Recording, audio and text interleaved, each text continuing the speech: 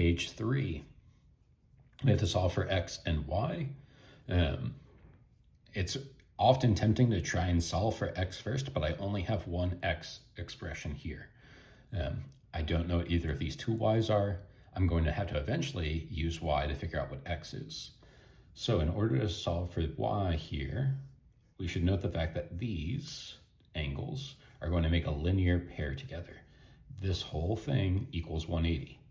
So that means that 3y minus 12 equals 5y. Oops, sorry, that's an x. That's not a y. I misread the problem. Well, these are supplementary. That's still true. So none of this is true here. These will add up to 180, but instead we want to use the x's together. This piece adds up to 180.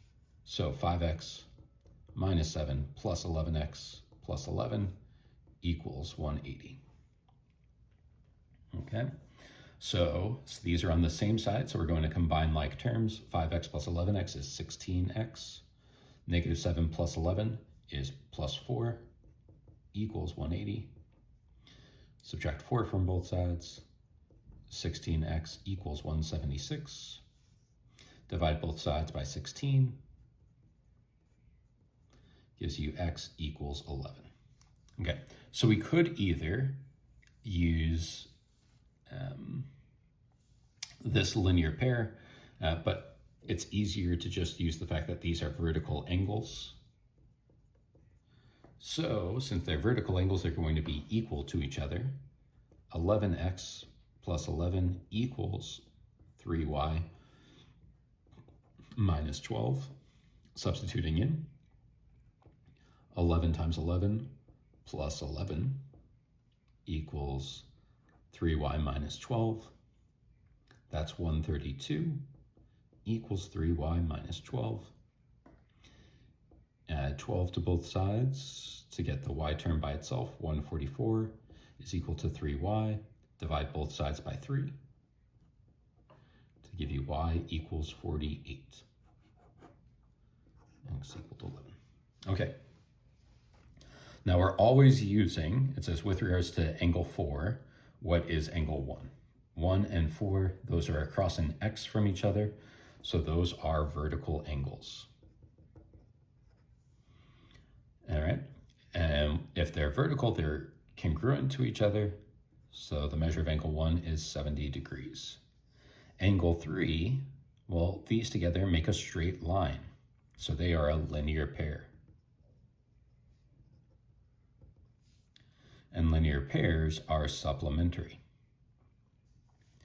Angle 5, now we have to use the transitive angles. Sorry, not transitive angles, the transversal angles. Angle 4 and angle 5 are both interior angles, but they're on different sides of the transversal. So angle 5 is alternate interior. Alternate interior angles are congruent when the lines are parallel, which these lines are parallel. So measure of angle 5 is 70. Angle 6 is also interior, but they're on the same side of that transversal. So these are going to be same side interior. Or you could have said consecutive interior. That's the term your book likes. Same side interior angles are supplementary, so that's how I knew that this was going to be 110. And now angle 8, with regard to angle 4, this is in the bottom right. This is in the bottom right. They're in the same position. So these are going to be corresponding angles. If I imagine just copying this image and pasting it here, 4 and 8 are going to land exactly on top of each other.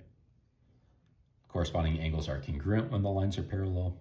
So we can say that angle 8 is the same measure, 70 degrees. Okay. Now over here, we want to solve for x, and we're going to state which theorem we're using. We're going to use that same list from before to help us. These two angles are both exterior angles, and they're on the same side of the transversal. They're both to the right of the transversal. So these are same side exterior angles. Same side exterior angles, same side, starts with S. These are going to be supplementary. So that means we're going to set up 2x plus 14 plus 3x minus 64 equals 180. These are on the same side, so we're going to combine like terms. 2x plus 3x is 5x. Plus 14 minus 64 is minus 50 equals 180. Add 50 to both sides.